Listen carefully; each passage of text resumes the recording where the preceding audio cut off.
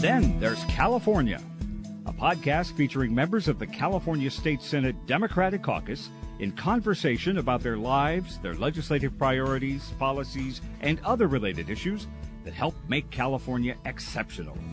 Happy New Year, everyone. From the state capitol in Sacramento, I'm Brian Green.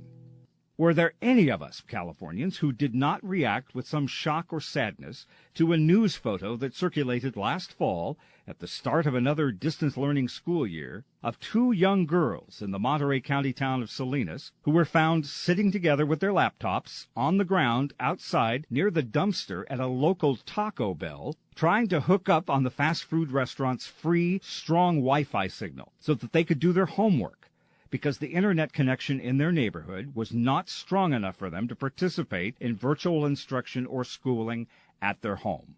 That photo, the micro example that it was of the digital divide that affects students across the state, prompted outrage from elected officials, advocates, school leaders, and parents about how this technical and education inequality could be happening in California, the home of Silicon Valley, the technology capital of the world. The whole scenario highlighted the ongoing plight of students who don't make national headlines, who still, daily, face a lack of immediate access to internet, broadband, or technology. On this edition of Then There's California, we'll examine legislative efforts to address California's persistent digital divide challenge, which has left a staggering number of K-12 students in this state, and even college students, ill-equipped to participate fully in school and learning. And surprise, surprise, the share is even larger among children in low-income, African-American, and Latino families. We'll talk with a state lawmaker from Southern California who is herself a parent of school-aged children and who is tenacious in her legislative effort to secure internet broadband for all and help her fellow Californians understand that in this struggling second decade of the 21st century, internet access should be considered as fundamental and as equitably funded as shelter, electricity, or water. State Senator Lena Gonzalez represents California's 33rd Senate District, which encompasses a large swath of southeastern Los Angeles County, and in particular, her home of Long Beach, with its bustling port and transportation corridor. The first time we spoke with Senator Gonzalez on this podcast, in the summer of 2019, she was only a few weeks into her freshman Senate term after a special election brought her from the Long Beach City Council to the red carpet at the state capitol, and since that date, Senator Gonzalez was reelected by her 33rd District constituents last fall to another term. Senator Gonzalez has also been appointed in this new legislative session as the chair of the Senate Transportation Committee. And she's had the distinction of being not only the first woman senator to chair that priority policy committee in 2 decades, she's also the first Latina to chair that committee in California history.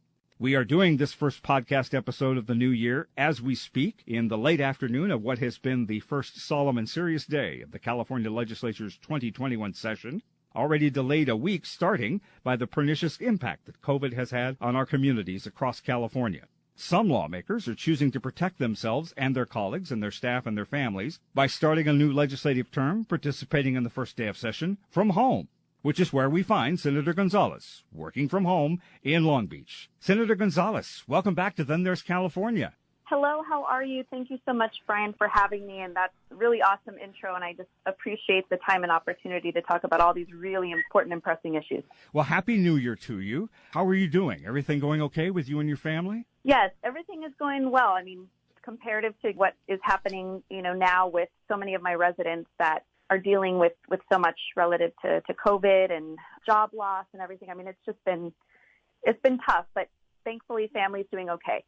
Well, and the main priority question here, on a lighter note, based on a topic we discussed the first time you joined us in 2019, how has the spousal sports rivalry been progressing this football season? Have you reached a detente with Adam on your teams, or are the plays and scores creating a further divide in the house? I just have to know.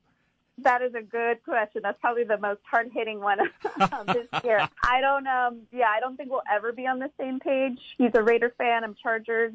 I'll still be a Charger fan through and through. So we're going to be on opposite ends on that point. Well, Lord willing, if that were only the only challenge or the only debate we were having. Seriously, though, I know 2020 was a sobering, awful year, and 2021 threatens in so many ways to start that way. at least with more of the same, sort of a 2020.1. The god-awful stats of COVID in Southern California that we've all heard about, all over the state, really. Further, just elaborate on how your communities are faring down there in the 33rd District. Yeah, having represented Los Angeles County, as you mentioned, Southeast Los Angeles, Long Beach, my hometown, and a portion of South Los Angeles, they're some of the hardest hit communities here in Los Angeles County, particularly the South LA portion. And then in Long Beach, we get our own numbers because we have our own health department. And it's just been really just staggering to see and hear all of the COVID surge just continuing to grow and grow after the holidays, unfortunately.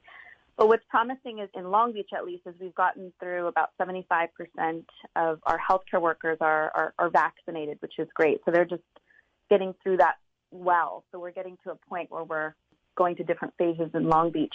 In Los Angeles, we're only about 35%.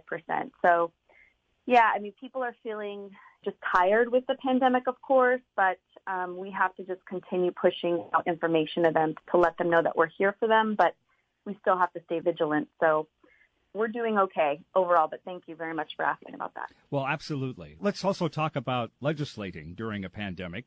2020 was your first full year in office, a year and a legislative session that defied reality and normal expectations for everybody. Yeah. There was actually a local paper in your district last fall that had a headline that said Senator Gonzalez had to be nimble in her first term. And nimble is a perfect descriptor for everybody in 2020. But was that accurate? That was perfectly accurate. And being a first-time senator, you just don't know, sometimes what to expect. But yes, I mean, coming in February, March of last year, and then all of a sudden the executive order hit, and then we're off for 6 weeks, and then we had to come back. So yes, we had to be nimble, and that's where I think my local government perspective innately pushed me to going to the food banks and just getting out there in the community and just providing resources directly to our residents. I mean, it just had to flip the switch and start getting into reactive mode where, you're just providing these direct resources for residents. And so I think it was very nimble this last year, but all in the, for the betterment of our residents. And I know much of your legislative agenda, like everybody else's, had to be tabled if it wasn't directly related to something pandemic or wildfire or some other crisis-themed approach to legislating in California last year. It was. And so, I originally had 10 bills. I was very ambitious, really thought, we're going to get all these 10 bills done. And then, of course, the Senate took a very proactive, very mindful approach, knowing that we had, of course, being nimble, going in and out of session, that we had to condense our bill load and we had to be able to focus our legislative package individually as members, but also as a collective Senate Democratic Caucus. So we did. I ended up moving forward with 2 bills, one of which passed, which was SB 1255, providing support for Californians living with HIV to be able to garner disability and life income insurance. But the second one did not pass, and that one was hard, but we're renewing that, and that was to close the digital divide. It was SB 1130 at the time. That will provide a perfect segue to what we want to talk about here. First, looking ahead as we move into 2021, I can't imagine how hard it is now and will even be later this year to be a lawmaker. There's so much dividing us and hurting us in this state and in this country. I wanted to ask, because I saw you reacted and commented on this on social media, what are your thoughts about everything going on in our country in this new year, where promise and hope are not the lead story? Just your reaction to news and events coming out of Washington, D.C., everything that's happened here in the last week since the new year began. It has been really, of course, like everyone, it's been difficult. Doesn't matter where you're at on the political spectrum, whether you're a Democrat or Republican or independent or declined to state. I think everyone feels genuinely hurt by what happened in Washington, D.C., to our institution of democracy, to the ability to vote and then potentially have that reversed because a small minority wants to believe that it's fraudulent. And so it definitely hurts. But I know that that is not the America that was portrayed last week. And I think we're certainly not as, even though we could be divided, I think that we're a little bit more unified than what was portrayed as well. And I think that we do have a lot of work to do to continue unifying the country. And I know that the Biden-Harris administration will do that in a way that's positive. and bring all folks together, regardless of where they stand on that political spectrum. So my hope and my role, I think, as a state senator is to ensure that we continue that collaborative approach. But again, that we're also addressing the issues. A lot of folks that do feel that racial injustice still has not been addressed. And I hear that loud and clear here in Los Angeles is we have to address that in a variety of different ways and in areas, not just in police reform, but amongst ourselves. I think there's a lot of folks that are in denial about white supremacy and racial injustice. And so that's something that I will continue to speak out against on behalf of my residents. You and your colleagues do, particularly here in California, have a lot to address from 2020. First off, let's talk about, since you are the first member I'm talking to, and it's fresh news as we speak, your reaction to the governor's just released $227 billion state budget. In some ways, it does pick up where last year's pandemic state budget left off.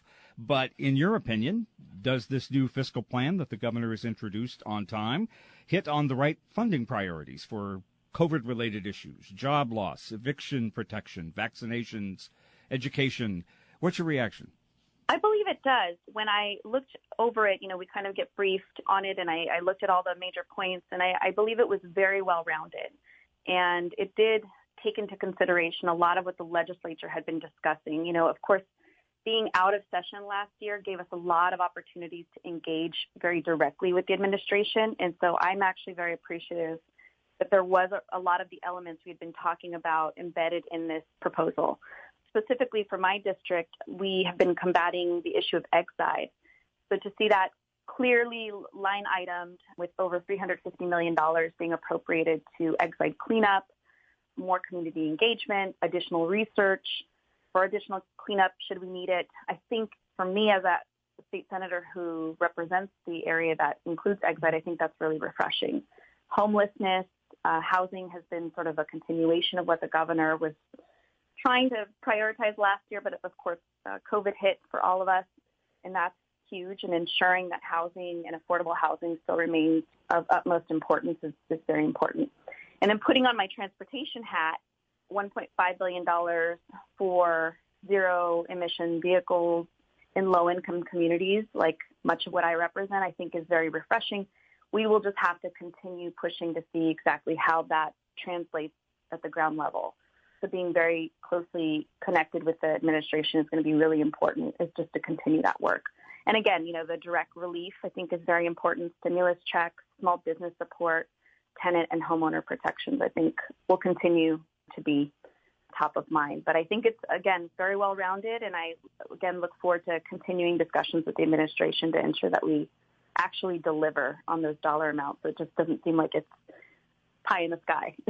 Well, right. Speaking of dollar amounts, the budget this year is large. There's a bounty of money, so to speak, thanks to the gains posted by the state's top earners this last year, the one percenters, making our budget realities a little less grim. And so there is more money for exide and some of those other non-COVID priorities. But I know this is temporary, but it's helpful, right? It is. It's helpful, and especially in a time where, of course, not always expecting it. We had one budget proposal last year that looked very grim, and then having that additional surplus was very nice, a very nice surprise given this dynamics that we're legislating under. So, again, as you mentioned, not going to be long-lasting, but I hope that it just does set a precedent that the legislature can work very closely with the administration and continue putting forward the people's budget, if you will, and ensuring that they actually get these the direct relief and the support they need during this time of great need.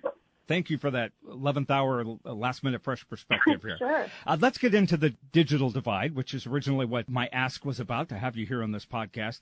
In most of the COVID nuanced podcast episodes that I have done with your Senate colleagues this past year, the digital divide was referenced so many times as a priority topic, right up there with employment and COVID protection and healthcare, a huge real-time, right on the kitchen table challenge for so many students and their families.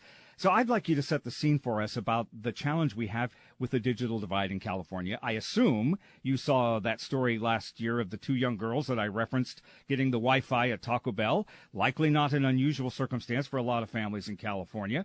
Talk about that. Yeah, that was heart-wrenching. And again, as you eloquently stated, those two girls living in a state that is always discussed as the fifth largest economy in the world, We are the top nation, if you will. We're our own nation if you look at it economically in terms of technology, yet those two little girls didn't have access to internet at their own home.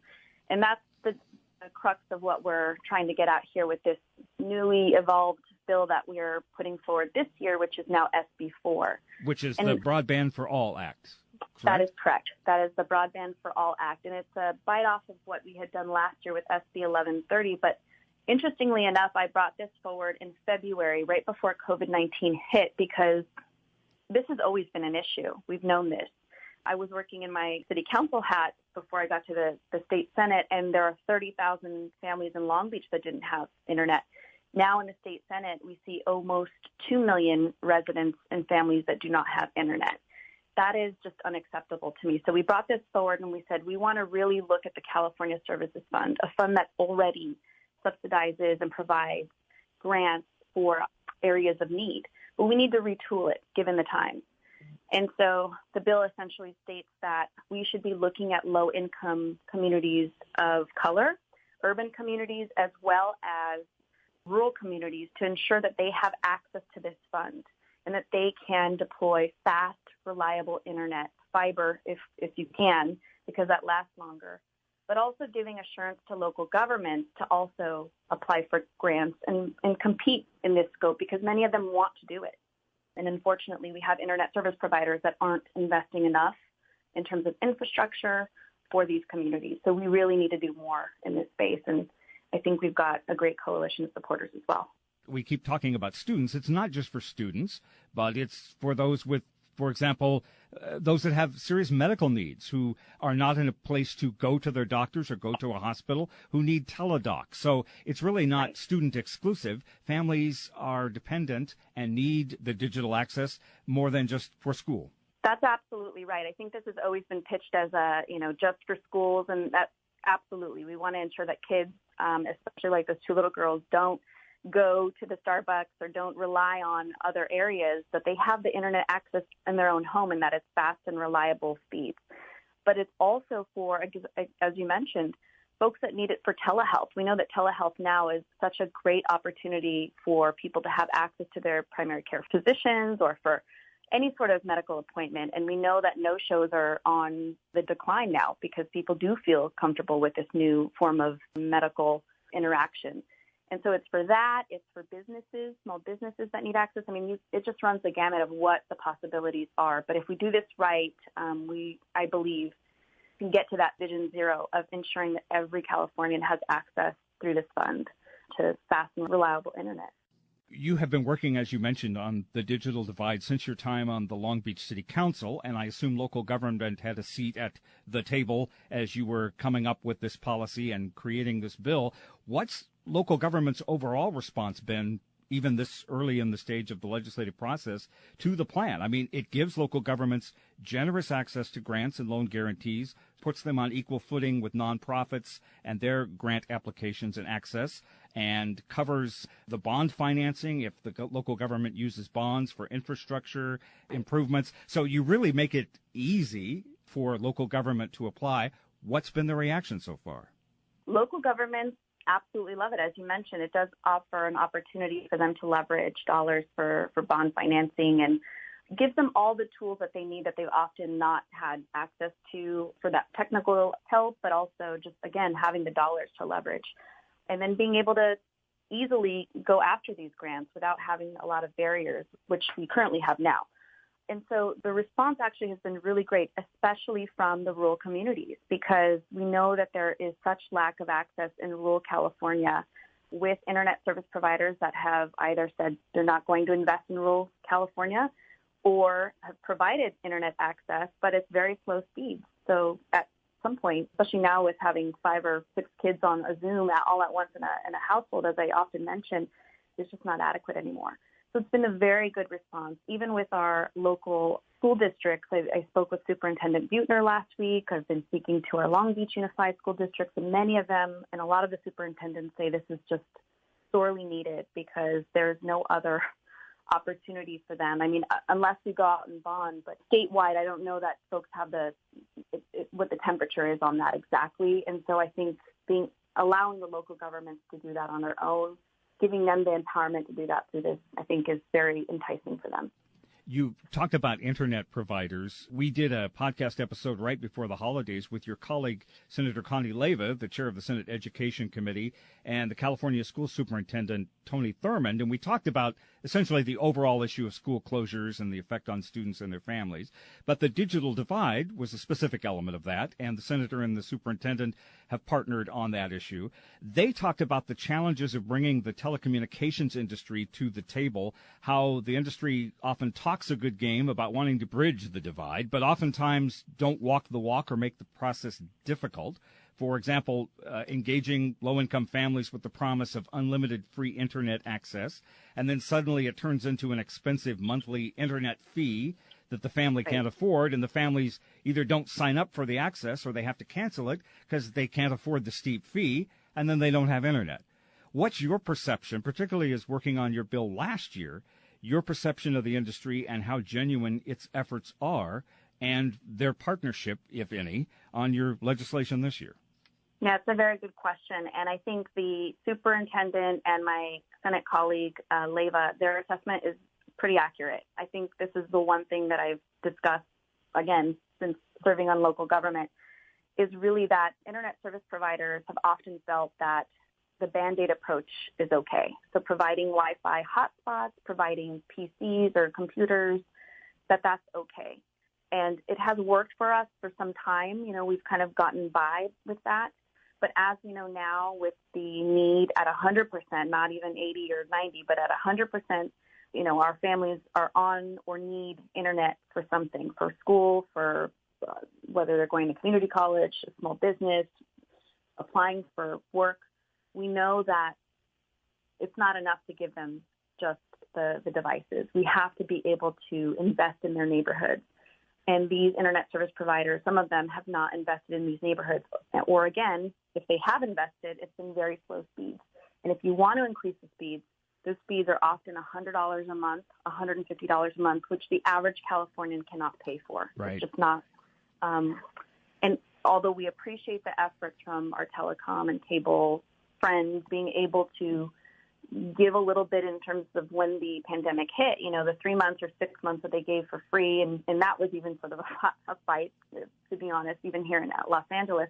But even with that, you're dealing with a lot of communities that maybe the families are undocumented. They don't have a credit card. They don't have banking institutions that are reliable to be able to say, okay, you know, put it on my credit card or check my credit. They don't have that ability. So there's just opportunities where many of my residents can't access. And so that leaves them even further behind. And that's what we're seeing in LAUSD when thousands of kids weren't even opening their computers, not because they didn't want to, because they didn't have the access to. And that's a huge, it just hurts me personally, not just as a senator, but as a mom that just knows if my kid couldn't access their materials for school, how much behind that they would be from their friends and colleagues. And so it's a huge disservice for us not to continue addressing this and to hold this industry accountable as part of the solution. As you talk about the fact that you are a mom and you have kids in your family, students in your home who are distance learning, how's the internet process been working in your home this past year? Not to mention, yeah, sure. I thought I'd that might trigger or touch a sensitive spot. I mean, we'll be honest. Yeah. You and I have the blessing, we'll say, of having reliable internet access, likely, but it's nevertheless a complication for many homes, probably yours too. What's going on in your house? Oh, my house, we've got a community college student, we have a middle schooler, and we have a 5-year-old in kindergarten. My husband and I both work from home mostly. Oftentimes I'll go to the district office just to get out and have some fresh air. But even with the 4 of us, even 3 of us, it's still, and we pay for, you know, pretty good service, and we're one of the privileged ones that could do that. But it's still pretty slow. I mean, there's often interruptions. It's just not as reliable as it could be. And so we've gone through the process of sort of looking at different options, and it's so expensive. And so if it's expensive for me, somebody that has 2 incomes, I can't even imagine or fathom what it's like for my residents who do not have that access. And so that's what we're doing here, is to ensure that they have the same exact access. Just because they don't live in the same zip code that someone with access does not matter, should not matter. What's the federal government's role in all of this as you prepare for this legislation? I believe funding for internet access was part of the Federal CARES Act of last year, which now has dropped off. There was a lot of pushback over the last few years, even before you came into office in the Senate, from the FCC about net neutrality issues. It seems like a lot of things being done to deny, or at least put a firewall, if you will, up against families' internet access. Does the federal government in this next year seem to promise more cooperation and funding to help California and other states? The short answer is yes. I feel really strongly and very hopeful and optimistic that the Biden-Harris administration will focus on this. We are getting the sense that they are absolutely going to prioritize this. And even with the former administration, there had been grants that California could potentially leverage for rural California. We'd hope that that would continue, the California Services Fund, hopefully if SB4 is passed, that could continue leveraging dollars from the federal government specifically for rural California, because we do know that it is harder to invest there. It is more expensive, so that will be helpful. But it'll be interesting to see what the administration does, and I think that this is why it's so important that this SB4 gets passed this year, is because it will really set the stage for what the federal government could do in ensuring that other states take a really heavy-handed approach in closing the digital divide. But I would like to see who, the FCC, what that would look like, in terms of leadership and changes with the FCC and who they might choose for their digital and technologies are. I mean, it just will be very interesting to see the changes that happen. But as mentioned, I think it'll all be very positive from what we're gathering so far. And we've been connecting with a lot of Congress members as well that are already on this work with Internet for All. And so just keeping them apprised of what we're doing in California, I think is important too, to keep that line of communication open. Well, I'm sure every California family, anybody who relies on internet for schooling or for healthcare counsel, whatever it would be, appreciates this and wishes you luck moving forward with this piece of legislation. And the digital divide is hardly the only thing that you have on your plate right now. I know in the middle of the pandemic session last year, Senator Pro Tem Tony Atkins put you in charge of the Senate's Pandemic Emergency Response Committee, which charged you with reviewing and reacting to our state's response to COVID-19 in a lot of areas. What's the status of that? Is the committee still going forward here in this new legislative session? And one way or the other, what is the committee's agenda moving forward into this new year? Yes, thankfully, and this is a great question because this was an amazing committee for so many reasons that I'll discuss. But yes, the committee will still continue on with new leadership. So Senator Josh Newman from Orange County will be the new chair. He's already had a couple meetings, and he's going to be a great, new fresh pair of eyes and great, leadership from him coming into this new year. Last year, when we started the committee hearings in May, I thought, oh my goodness, I'm a freshman senator and I've been given this huge task. And all of I can imagine you felt that way. My gosh. I know. I'm like, oh my goodness. I was sort of thinking like, oh, why me? Why me? But all the reason for me to kind of dig into these issues, because now seeing my community, who is, again, some of the hardest hit in Los Angeles, I'm so grateful that Pro Tem Atkins actually, named me chair, because it really got me into the weeds and the mix of all of the issues that I needed to be in front of for my community, but for all of Californians. And so we held 6 hearings. We were very active. We started off with, of course, testing and contact tracing, spoke to academics up and down the state of California. We then shifted on to skilled nursing facilities because we knew that was the hot spot at that time of COVID. And not only the residents, but the workforce was unfortunately becoming positive with COVID.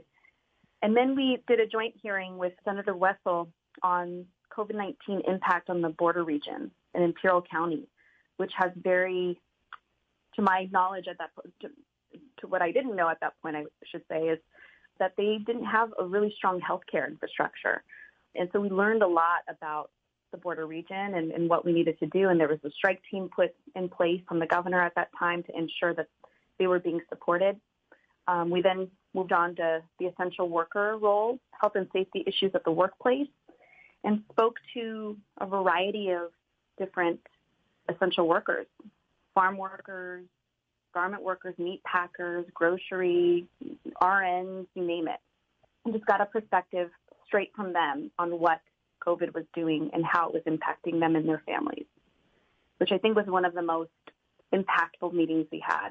Sure. And then we switched on to K-12 distance learning, of course, talking about the digital divide. We even had the cable industry that joined us, and we really grilled them on what they could do better and what we could do better as a state. And then the last one we had, it was in the California State Prison, so it was a joint meeting between myself and Senator Skinner and public safety, and really talking about what was happening in our state prisons. I know San Quentin was a perfect example, but not only for our inmates, but the workforce. And then also the side issue, but very important as well, was the issue of ICE transfers and what we could do as state legislators to address that issue, because it was attributing to a lot of the problems in our state prisons as well. So a lot of good work came from that. And it sounds like it. Yeah, it was very robust, and I'm just very appreciative of the members on the committee that engaged and were just very thoughtful in their approach and provided ideas for us. And I can think of 100 different reasons why you were made for that moment in being the chair of that committee last year, and glad that you're still on it. And congratulations on being appointed as chair of the Senate Transportation Committee for this next legislative session. Not only the first woman to chair the committee in 20 years, Betty Carnett was the last, but also the first Latina in the committee's history to be appointed chair, and two women actually leading the chairs of both houses of the committees, you and Assemblymember Laura Friedman. I want to talk about the significance of this appointment and how Long Beach seems to be the go-to part of the state for finding transportation committee chairs. I think you are the third Long Beach senator to be the chair of the Transportation Committee over the last couple of decades, which is not entirely coincidental and makes perfect sense to have a Long Beach imprint on the leadership of the committee. Explain why it is such logic, and also explain the significance of your role as chair. Yeah, well, I was very excited to be named chair of transportation. I had asked for this because of course, my background, but also the district that I represent. But, what a great time to chair that special committee, a very important committee, with a lot of what the governor's ambitions and proposals have been with zero-emission vehicles. And so I thought, let me just put that out there and see if I get it. And I did. And I was very fortunate and thanked our pro tem for that opportunity.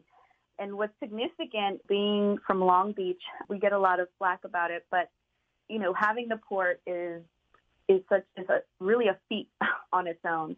Although they have their own port commission, being a senator that represents the port, you have to be on a lot of those issues. And there is a lot of federal engagement, a lot of engagement with the local county and city government, port commission. And so there's just a lot more engagement that I've had to do just being a member that represents the port. It's the largest, coupled with Port of LA, in the country. 60% of its goods come from Asia. I mean, there are so many different facets to it. And many of our ILWU and labor workers, I mean, there's just all these nuances that are so fascinating, but so important for California's economy. And so I think that's a lot of why you see Long Beach represented in the chairmanship of transportation. For me, being a Latina, I think that's even more significant personally, just given the fact that my dad was a truck driver for nearly 40 years, but also the representation that the district that I represent, I should say, mostly Latino, along the 710 corridor, have dealt with bad air pollution because of many trucks that haven't converted over to near zero or zero emission. And so we've got a lot of work to do to kind of build trust back into the communities, that we do have people that look like you in these chairmanships, and that we want to make policies that work for you. So I think that's what's really significant about this moment in being the chair of transportation, is that we can absolutely, hopefully, deliver really good work for the community at hand. Particularly, as you have referenced to here, for the communities in your district, being at the nexus of establishing and reviewing environmental safeguards and the transportation safety and infrastructure. As you have said in the past, those two issues are not mutually exclusive, particularly in your district, but also in the rest of the state. That's right. A lot of work up ahead, but, as the governor had rolled out the proposal, an executive order on zero emission vehicles, the community wants to know what that looks like for them. And so I would hope that through this chairmanship that I am able to not only put the policies in place, but really communicate that in a way that they know that we're listening to them. Because often a lot of the environmental work doesn't speak to communities of color. So I would hope to provide that and bubble up the fact that, Long Beach is, again, that nexus of the California economy, and that we do have a lot to offer and share perspectives with other areas and learn about those other areas, rural California, the central areas, and I'm getting to do that now as the chair, which is very exciting. That's wonderful. Just some final thoughts as we wrap here, Senator. Everything that you've been talking about and that we've discussed here up to this point just reminds us that 2021 threatens to be a tough year for California, at least initially as we start this new year and go into the rest of it. So much hardship and division. There's some hope sprinkled in there that we can go back to normal, but we're not seeing it any time now. But as we reflect on what we've just talked about and you looking forward to this next year as a legislator, as a spouse, as a mom, where will year 2 of the pandemic take us as a state and a country? That is a really good question. I think a lot of your questions have been good, but this one's really great because as much as I don't have a crystal ball, I wish I could say that this pandemic would end, in the next month or so. I think this hopefully, and I'm hearing that from a lot of my residents, has provided us a time to kind of sit back and reflect on the pandemic, on the folks that we've lost, the family members that are still sick, on the healthcare workers providing the support for us, and that we could understand that we've made it maybe 6 months down the line. I'm hoping that we can say to ourselves that we've made it through the worst moment of our time, but that we are still resilient and that we still can be united in that sense, because we knew that this pandemic does not hit just Democrats or Republicans, but it hit all of us. And we know that some folks got hit harder than others. And so we, I hope, would be able to be more unified in the sense that we've made it through this pandemic together. But also on the racial injustice side, I would hope that this time as well at home gives us the time to reflect on that too, and that we can share different perspectives and that we can understand one another and hopefully get to a space where at the end of the year, hopefully very soon, that we will come to a place of understanding with a new administration and with new leadership that will infuse more positivity in this world. That is my hope. Absolutely. I appreciate you sharing that. Your eloquent answer makes me think right off the top of my head. I saw something from an essayist the other day that really hit me. She reflected on how this entire last year has been defined by waiting for clarity about the pandemic, waiting for lockdown to end, waiting for businesses to reopen, waiting for borders to reopen, waiting for financial relief to arrive, waiting for toilet paper to show up again on our shelves, waiting for a change in our country's leadership. And that, as she put it, the new weights actually have joined the old ones. The weight, as you mentioned, for racial and economic justice, the weight for equality, waiting for fundamental rights after decades of struggling. Your answer perhaps would be the same to this question as it was the last, but does that notion ring true with you? What are you waiting for in this already crazy, difficult year of 2021? I think that's a really great way to think about it as well. I mean, I'm waiting for, I think, not even as a senator, just as a regular citizen of California and this country and a mom who has kids, a wife, I'm waiting for a lot of the same things that many Americans are waiting for, as mentioned, unity when it comes to racial injustice and an acknowledgement of people's hurts in the past and the waiting for this pandemic to be over with. But knowing that I want to be able to lead in a space when I, am senatoring, if you will, that I want to be able to do so in a way that is collaborative, because as many of us know, the folks that we represent, the people in our family, whether you're rich, whether you're poor, African American, brown, white, doesn't matter. This pandemic has hit us, and some of us had jobs before, and then now we don't. It doesn't matter. It's affected us all. And so I think if we can kind of look at that in a way where we're all kind of on the same playing field when it comes to this pandemic. And I'm hoping that folks can see that we've all been sort of in the same space, losing friends, losing family, losing jobs, losing finances. and that we can hopefully find unification around that. I don't know if that makes sense, but I'm absolutely. hoping that there could be some collaboration around that same sort of feeling and sentiment as it pertains to that. And hopefully that will help other issues is my whole goal as well. The racial injustice, the economic injustice, because we're all feeling it. Senator Gonzalez, bless your heart. Hope we can see each other in person soon. Hopefully our waiting here, as we talk about, will bear fruit. I wish you good luck this year with the Senate session, and to your family and communities. And thank you for joining us on Then There's California. Thank you so much, Brian. I appreciate you as well. I hope you stay safe and just always appreciate the opportunity to talk to you. Thank you. Yeah, thank you. We will do it again soon. That is State Senator Lena Gonzalez, representing the 33rd Senate District in Long Beach. And that wraps this edition of Then There's California. We are proud to have technical and production assistance and great ideas from Martin Ashley, Bob Brulte, Brian Shadden, and Rainier Sabiniano, John Roman, McLeana Woods, Ricardo Sainz Ione, and the graphic design talents of Tim Davis. On behalf of State Senator Lena Gonzalez of Long Beach, the author of the new SB 4, the Broadband for All Act, and the new chair of the Senate Transportation Committee, I'm Brian Green from the state capitol in Sacramento. Be safe and well, everyone. And thanks for listening to Then There's California.